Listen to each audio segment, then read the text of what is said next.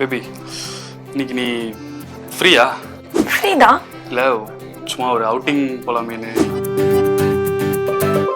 எல்லாரும் candle light dinner தான் கூட்டு போவாங்க, ஆனா நீ என்ன மூன் லைட் டின்னர் கூட்டு வந்திருக்க. இல்லை, அதுவும் நான் ஒரு 3 டின்னர் சாப்பிட போறேன்.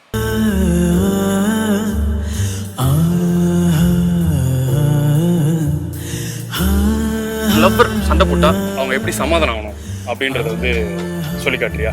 உன் பேர் சொல்ல ஆசைதான், உள்ளம் முருக ஆசைதான், உயிரில் கரைய ஆசைதான், ஆசைதான்.